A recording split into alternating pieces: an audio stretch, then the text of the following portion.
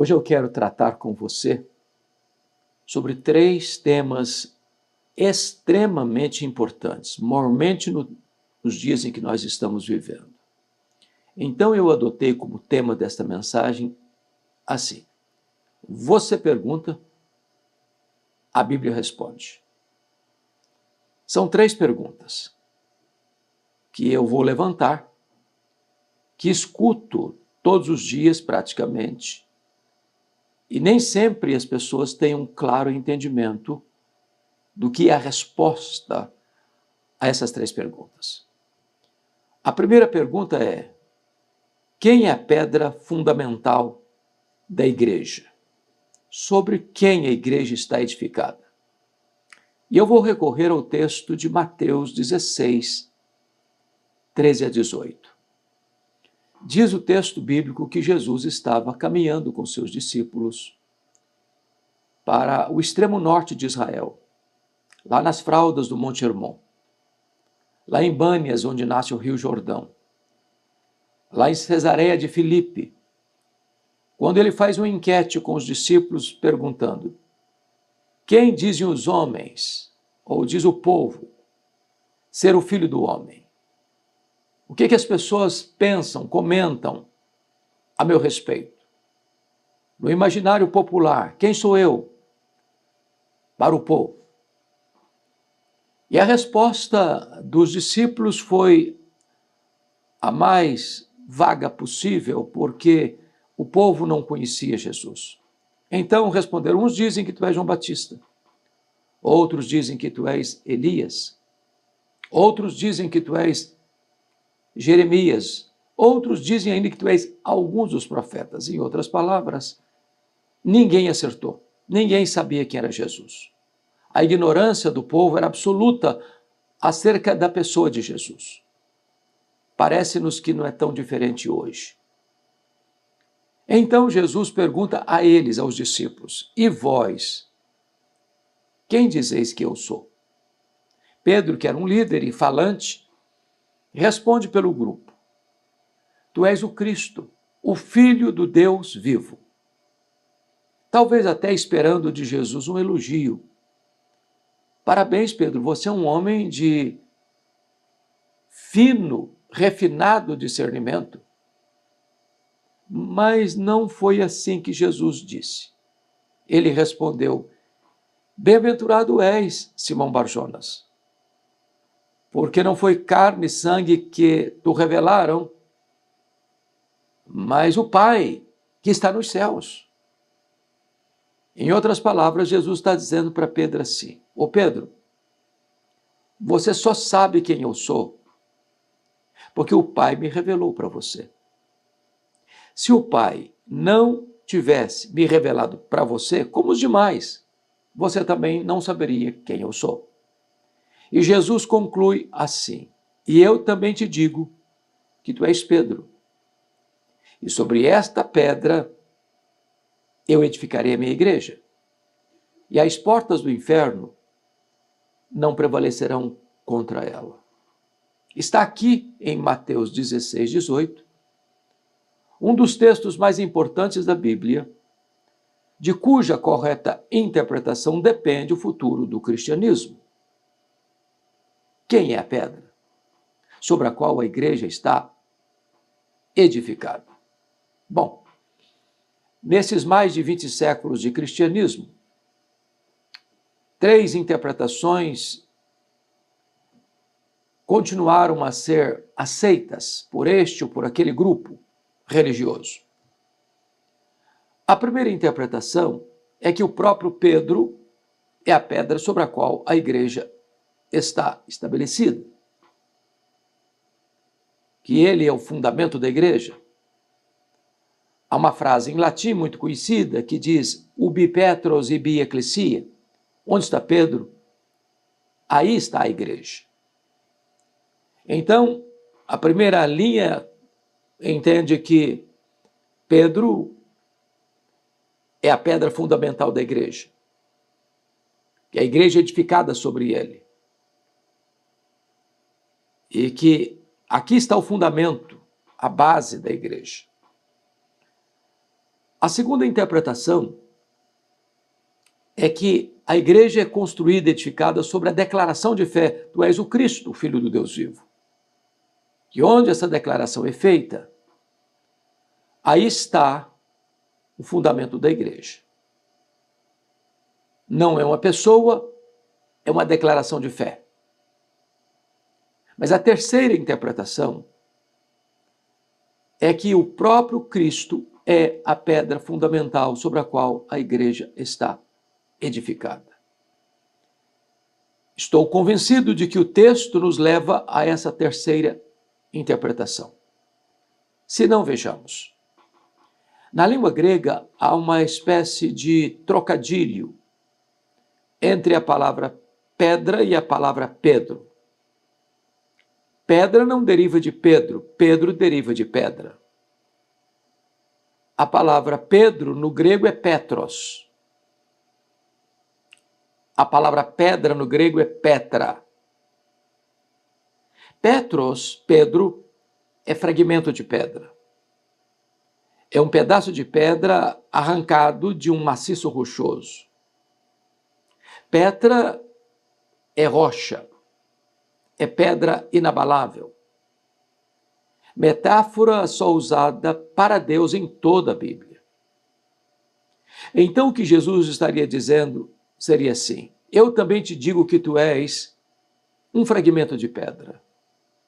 Mas sobre esta rocha, esta pedra inabalável que sou eu edificarei a minha igreja. Além disso, o pronome demonstrativo também nos ajuda no entendimento. Tanto no grego, quanto no inglês, quanto no português, há uma diferença entre esta e essa. Se Jesus tivesse a intenção de dizer que Pedro era pedra, ele teria dito: eu também te digo que tu és Petros, e sobre essa pedra edificarei minha igreja. Mas não foi o que ele disse. Eu também te digo que tu és Pedro, Petros, fragmento de pedra, mas sobre esta pedra, sobre esta rocha, que sou eu edificarei a minha igreja. Então, você pergunta, a Bíblia responde. A pedra sobre a qual a igreja está edificada não é Pedro, é Cristo.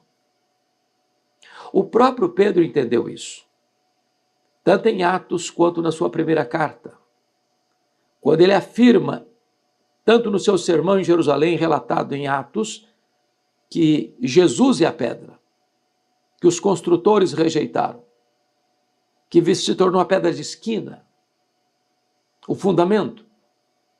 E na sua primeira carta ele retoma o assunto mais tarde para afirmar que não ele, Pedro, mas Cristo é a pedra fundamental da igreja.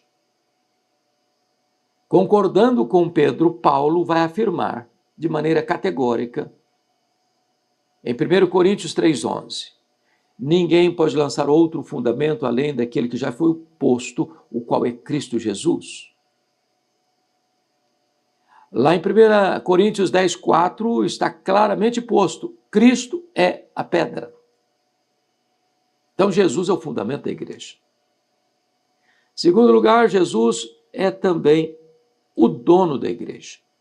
Edificarei a minha igreja. A igreja não é sua, não é minha, não é nossa. A igreja tem dono e o dono da igreja tem marca de cravos em suas mãos. Terceiro, Jesus é o edificador da igreja. Quem edifica a igreja é ele mesmo. Nós somos seus cooperadores, como Paulo entendeu. Eu plantei, Apolo regou, mas o crescimento vem de Deus. De tal maneira que nem o que planta, nem o que rega é coisa nenhuma, mas Deus que dá o crescimento. Nós não poderíamos, com todo o nosso esforço, ou conhecimento, ou tecnologia, ou metodologia, produzir sequer uma pessoa salva.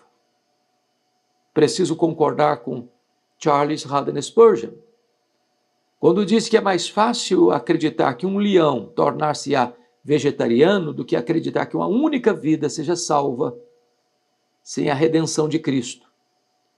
sem a obra do Espírito Santo.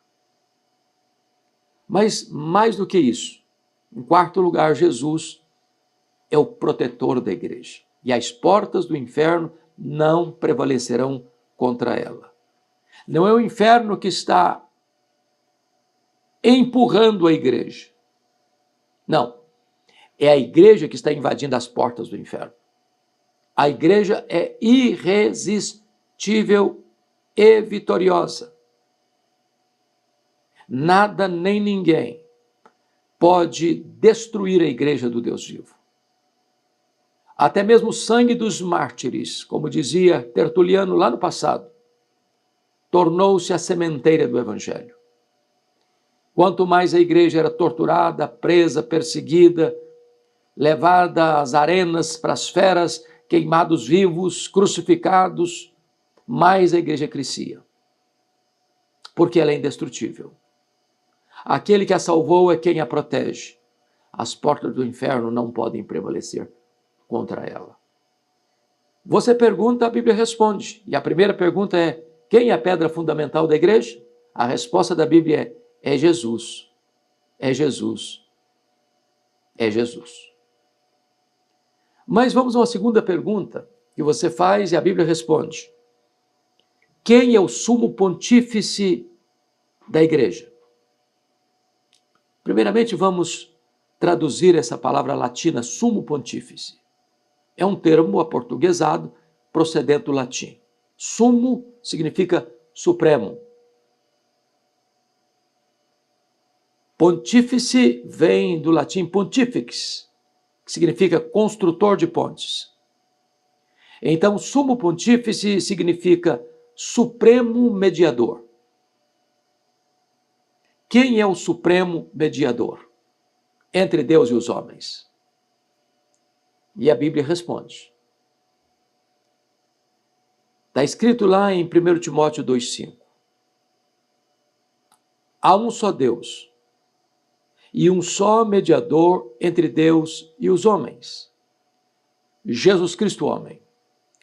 Ele não é um dentre os muitos mediadores. Ele é o único mediador entre Deus e os homens. O próprio Jesus afirmou em João 14,6: Eu sou o caminho, e a verdade, e a vida. E ninguém vem ao Pai senão por mim. Então, se você quer ir a Deus, o caminho é Jesus. Disse ele mais: eu sou a porta. Se alguém entrar por mim, será salvo. Entrará e sairá e achará pastagens.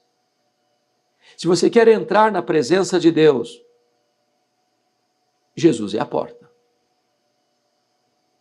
O apóstolo Paulo, escrevendo aos Coríntios, na sua segunda carta, capítulo 5, versos 18 a 21, diz que tudo provém de Deus, que nos reconciliou consigo mesmo por intermédio de Jesus. Ele não imputou aos homens as suas transgressões e nos confiou o ministério da reconciliação. Aquele que não conheceu o pecado, Deus o fez pecado por nós, para que nele nós fôssemos feitos justiça de Deus. Quem toma a iniciativa da reconciliação é o ofendido. É Deus. E Deus nos reconciliou consigo mesmo por intermédio de Jesus Cristo. De tal maneira que Deus fez três coisas. Primeiro, Deus não imputou a nós as nossas transgressões. Imputar é colocar na conta dele.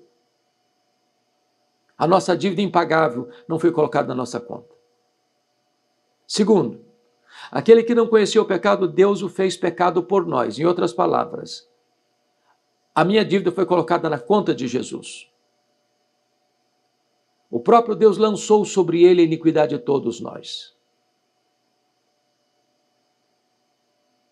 Deus lançou sobre o seu filho toda a minha dívida.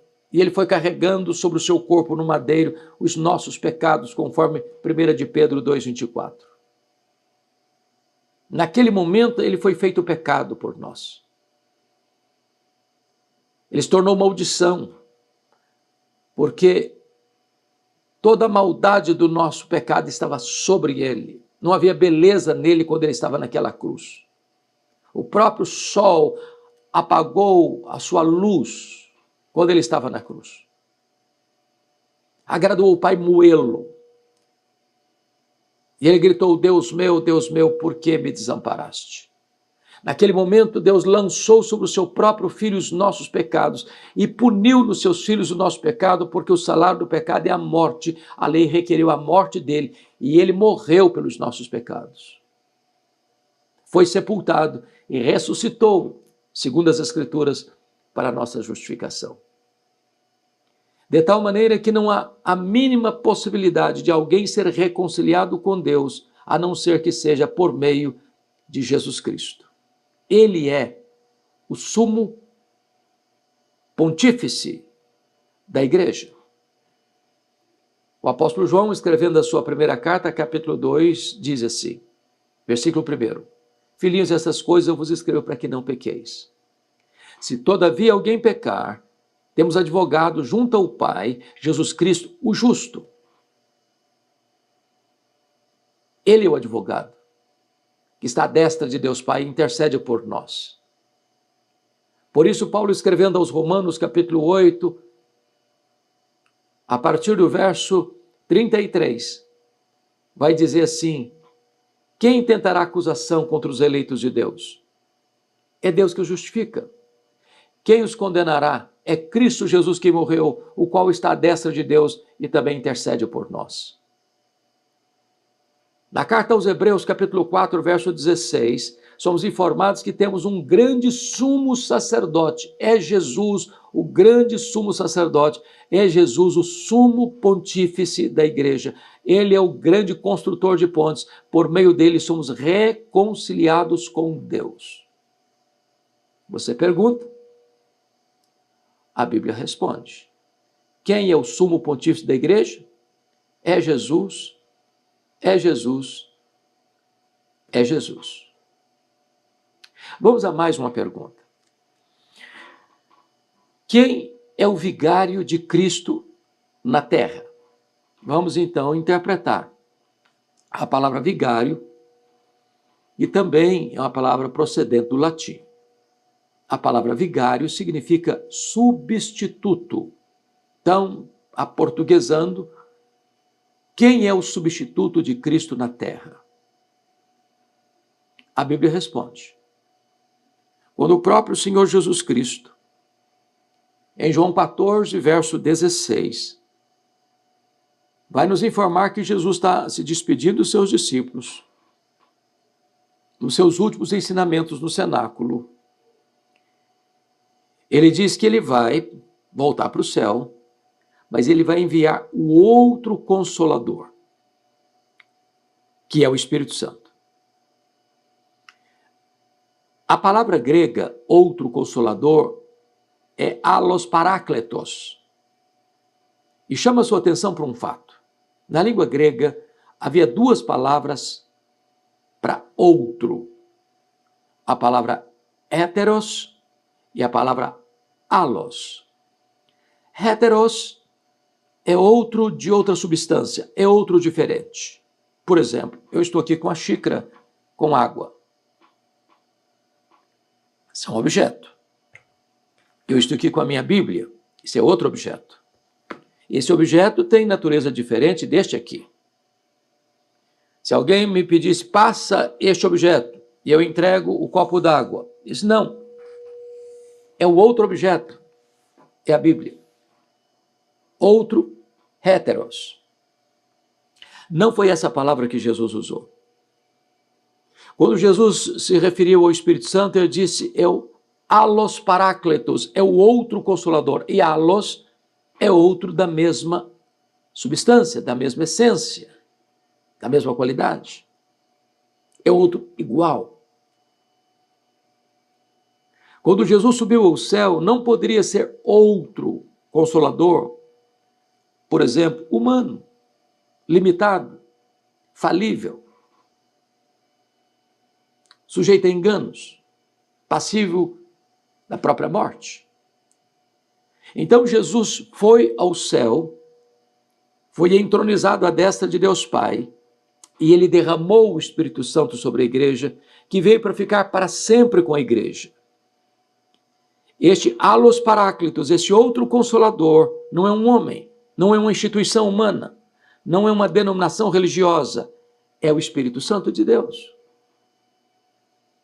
Ele veio para nos instruir na verdade, ele veio para nos consolar, ele veio para nos mostrar Cristo e para exaltar a Cristo. Então, fica aqui essas 3 perguntas tão oportunas que carecem e precisam de uma resposta não humana, não falível, não equivocada, mas uma resposta bíblica. Você responde, você pergunta, a Bíblia responde. O fundamento da igreja é Jesus. O sumo pontífice da igreja é Jesus. E o vigário de Cristo na terra é o Espírito Santo. Deus abençoe sua vida.